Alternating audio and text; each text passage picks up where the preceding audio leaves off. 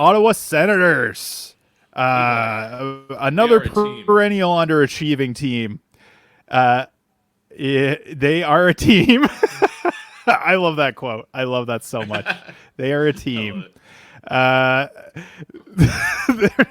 were 7th in the Atlantic last year. Doesn't look like a playoff spot to me, despite all the guarantees going into the season. 5v5 production under the hood, 16th in Corsi for percentage, 16th in expected goals for percentage, 21st in scoring chances for percentage at even strength. So pretty average numbers, honestly. Their 5v5 save percentage was 28th at 894. Their goaltending was horrendous last year. That should improve. Their shooting percentage at 5v5, 23rd in the league at 9.19. So probably a bit of positive regression to come there as well. Their power play also was pretty bad. 18% conversion. That's tied for 23rd in the league. They had the 27th ranked shooting percentage on the power play, but their shot and chance generation on the power play was closer to middle of the pack. So I think there's probably some positive regression to come on the power play as well. So I think there are some bounce back seasons coming here for Ottawa Senators players. What do you think, man? Yeah, no, last year was such a shit show, but fuck, every year for this team has been a shit show. But last year especially, again, the players said they were affected by all the drama with ownership, and they had a coaching change. Jack Martin came back from wherever the hell he's been in the last 20 years. From the dead? From the dead, yeah. He's a little old. Yeah. But, you know what, I watched Travis Green coach on the Canucks, and, there's criticisms for him, but he does get a lot out of his players. His training camps, you better show up to play when it's training camp time, and I think he could push this team to at least outperform where they were last year. I hate to say I'm expecting a lot from this team because they always let me down, but I think they should be a bubble team. But again, we've been saying that for the last 3 years. I know it's a weird one for sure. So their key departures were Jonas Korpisalo, Jacob Chikrin, Dominic Kubalik, Eric Brandstrom. I think Chikrin's the only one that you're really concerned about. The rest of them are probably a net positive, honestly. Key additions, Linus Ullmark is huge. He is projected to be a volume starter there, and that's an exciting situation. Michael Amadio as a depth piece, he had a few decent seasons in Vegas as kind of like a streamer level guy. David Perron, he could potentially do something. And then Nick Jensen was a part of the return for Jacob Chikrin, not really a fantasy relevant guy. I think this team is marginally better. They also signed Nick Cousins as a fourth line guy. Also, I don't know if you saw today, but Nikolai Kulemin got a PTO with the Senators today. Do you remember that guy? Yeah, 38 years old. Yeah, when was his last season? I think it was 2018 with the Islanders. So he's been in Russia for a while, but he is back on a PTO. So that should be interesting. But so they're trying to get some bargain value here. But that's relatively interesting. So Linus Ullmark for goaltenders, 39 starts. He's got a 923 even strength save percentage. That's what he did last year in Boston. Anton Forsberg, he had 28 starts with an 899 even strength save percentage. So he struggled quite a bit. He has had some positive stretches with the Sens. I don't know that the defense is much better, but Travis Green maybe brings a little bit more structure. So I don't know. What do you think? What do you think about the general situation with the Sens? I feel like I didn't even let you talk. I'm just realizing. I asked for your comment and then I didn't even let you talk. But goaltending. The team in general, what are your thoughts here, Gugsy? Yeah, Linus Ullmark, that's the big addition, of course. And, goaltending last year was just hilariously, comically bad. I think Ullmark's gonna stabilize that a bit. And yeah, as you said, Travis Green, he knows how to play a defensive structure around the goalie. I think. Do you know what Ullmark's ADP is? I didn't actually look at that. That's a good question. Yeah. Why don't you talk a little bit about yeah, let's dive into the schedule quirks and I will look up his ADP here. Sure. So we got 14 back to backs. That's tied for fourth in the league. Not bad. 26 off nights. That's 22nd. Weeks 22 to 24, your playoff schedule is going to be 11 games with 2 off nights. And weeks 23 to 25, they're going to get 13 games with 4 off nights. All right. Well, sorry, I was really slow on the draw here. This is terrible podcasting, but I'm just going to look up Allmar's ADP. In Yahoo, it's 91. Okay. So relatively high for a goaltender. Yeah. I mean, yeah, I would say like probably in the. I mean, let's look at ranks though. So if I pull up, I can't pull it up here. Yahoo is so annoying. Yeah, In it terms of is. like looking for. Oh no, here we go. Here we go. So he is the 1, 2, 3, 4, 5, 6, 7, 8, 9, 10, 11, 12, 13, 14, 15. Wow, 16, 17, 18th ranked goaltender in terms of. Interesting. Oh, sorry, that's ranking. Hold on a second. Again, really, really, really good podcasting going on here. Yeah, he is pretty low, actually, surprisingly. So maybe actually a guy that he's right, going right in the range where I'm like starting to think about taking a goaltender. The Um, double digit area. yeah, but I'm not sure that he's necessarily going to be at the top of my ranks at that point, Yeah. just because Ottawa is such a shit show. You know what I mean? Yep. So Yep. I I don't know that. Yeah, I don't know that that's even really that enticing. But that is a guy like I do think that their situation is going to get better. Um, in terms of the playoff schedule here, I like. I mean, I like that they're playing a lot of games, but there's not a lot of off nights. So the guy That's the again, problem. it's another situation where your guys like Stutzle, Tkachuk, Batherson, they're going to be playing a lot of games over your playoff weeks. So that's exciting for sure for the For Senators. sure. Yeah. Um, Power play projection. This is another interesting one. Are they going to load up Yeah. or are they going to split it like they did last year? Now, I hope that they load things up. I know that Travis Green coached the Vancouver Canucks, a team that has loaded things up on the power play year after year. And I mean, their makeup is a little bit different. I think Vancouver's a little more Yeah. top heavy in terms of their offensive talent, whereas Ottawa, there's a little more depth there.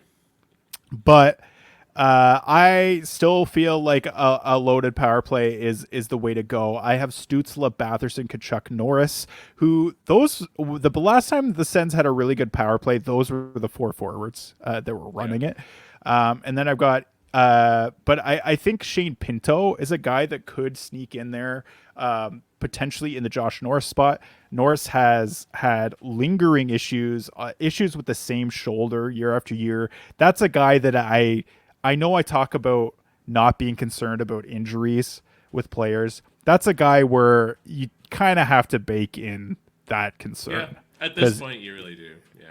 I think so, yeah. And Shane Pinto is on the rise for sure. He had a really nice stretch last year after he came back after his suspension.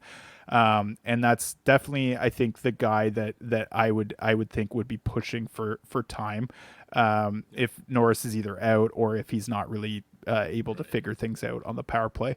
So And then uh, Sanderson and Shabbat, I have them sharing time on the power play, but I think Sanderson gets a little bit more. It seemed like he was the preferred option last year at times. What are your thoughts here? Are there any other guys that you could see getting power play time? Do you lean Sanderson or Shabbat or Norris or Pinto? What are your thoughts here? yeah, no, I think Norris. It's Norris's spot, but Pinto is breathing down his neck for sure. And again, that shoulder is something you gotta consider. If he's not feeling comfortable, if his shot is off by just a little, the shoulder affects your shot by quite a bit. And for that alone, I could see them at least giving Pinto a shot up there. He had a good season. He only played half the season last year, but when he showed up, he really showed up. If he could just stay off Bet 365 this year, he's going to be good to go, and I'm looking forward to that.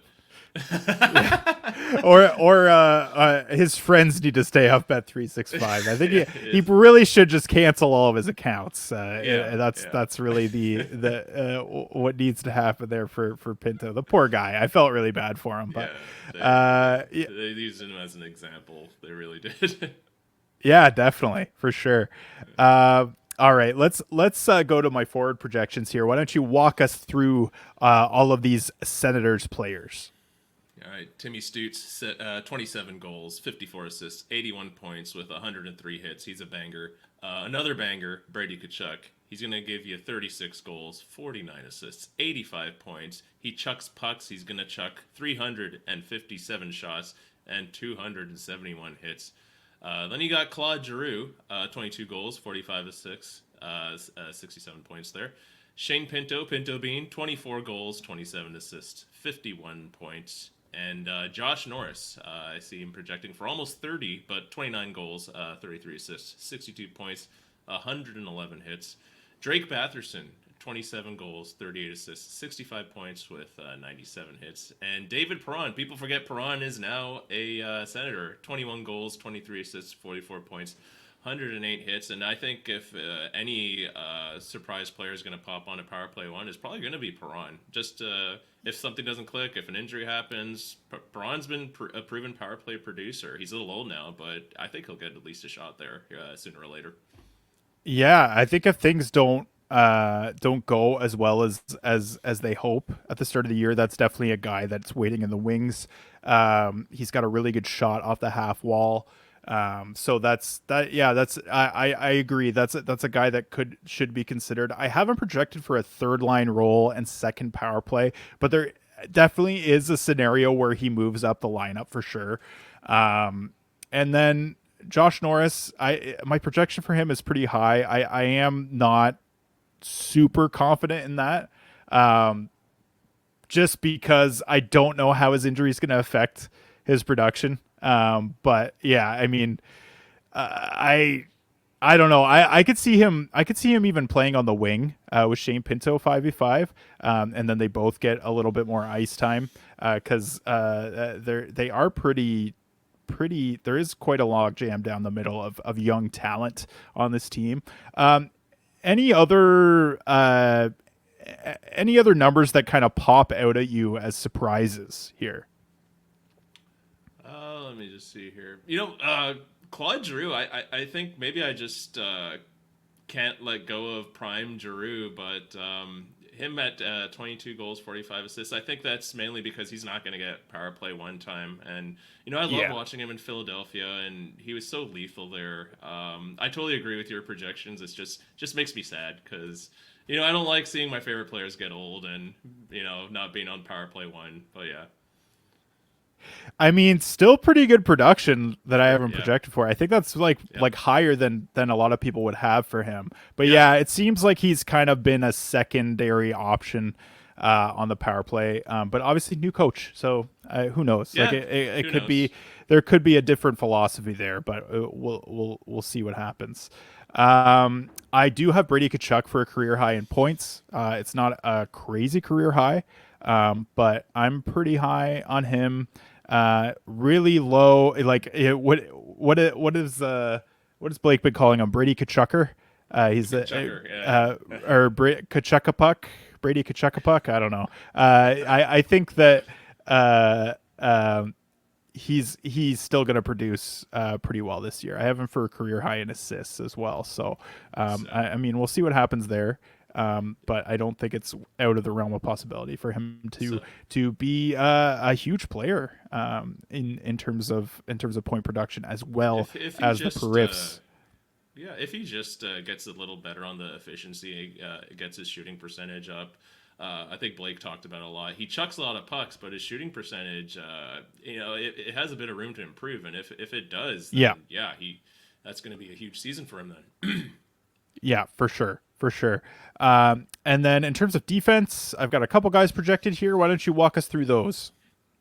Thomas Chabot projected for 10 goals, 35 assists, 45 points, 139 blocks. And his best friend Jake Sanderson is going to project for 9 goals, 32 assists, 41 points, and 150 blocks. Very similar players.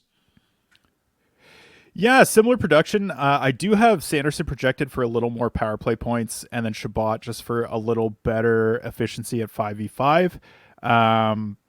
Yeah, I mean, I could see either of these guys quarterbacking power play one. Um, Sanderson is a guy that I think is probably going to go a little higher than I want to take him. So Shabbat is probably a guy that I would target over Sanderson just because his ADP is a little bit lower. He's going at 156 in Yahoo leagues. Sanderson's going at 131. So really, there's not a ton of difference there, but I mean, both of these guys are probably guys that'll be at the bottom of your defense, but guys that nonetheless would still be valuable on your fantasy team for sure. Yeah, so and then my top 3 targets, I've got Drake Batherson. First off, Batherson is, I mean, he's pretty steady, Eddie, 60, 65 points, pushing for 30 goals, gets hits, gets shots. And he's going in the 90s in both Yahoo and Apples and Geno's leagues. So, I mean, that's a guy that could produce some decent value there, especially if he gets locked into a top power play that plays the majority of the power play time there. And then I've got Shane Pinto, who his ADP, he's not even being drafted in Yahoo leagues. And in Apples and Geno's leagues, he's being drafted at 230. This is a guy I think you could swing on at the end of your draft, and he could return you excellent value, or even pick him up off the waiver wire to start the year. But that's a guy I think people are going to be watching as the season, as training camps open. They're going to be watching where they're playing him in the lineup, and that's going to dictate where he goes, I think. But yeah, that's a guy that could potentially really pop this year, I think. And then Claude Giroux, his ADP, his Yahoo ADP is 182, and in Apples and Geno's it's 174. And for a guy that I have projected to get 67 points, like that's great. Awesome. Like right near the end of your draft. I still think that he has gas left in the tank, even though he's not getting the same opportunity. So I like Claude Giroux still. There's a little bit of, I mean, in Fantrax leagues, he's actually try eligible, center, left wing, right wing. So that's also pretty nice. But he has right wing eligibility in Yahoo, so that's also extremely valuable. So I don't know. I think Claude Giroux is a nice target there. Is there anyone else that you're targeting here on the Ottawa Senators? No, those are the big boys. I think we've covered all those. Claude Giroux, I also like the fact that he can win faceoffs on the wing. I love that. Yes. One thing I want to say about Chabot and Sanderson is we kind of know what Chabot is. He's got quite a bit of a sample size playing on the Senators, being their power play one quarterback. I think Sanderson, we're still seeing where his ceiling is, and I think there's more room for him to improve compared to Chabot. Chabot also has had his history of injuries, so with Chabot, as you said, he's going like a round or two later, so that's where the value is. But I would still target Sanderson, maybe not where his ADP is, maybe wait a little bit. And I am curious to see Sanderson's ceiling, because he is a very highly touted prospect. He's good at moving the puck. He's very talented. Yeah, I think that's a pretty fair point, to be honest. Chabot, I don't think that his ceiling is really much higher than that, but Sanderson, I think there is room for more. Yeah, no, that's an excellent point.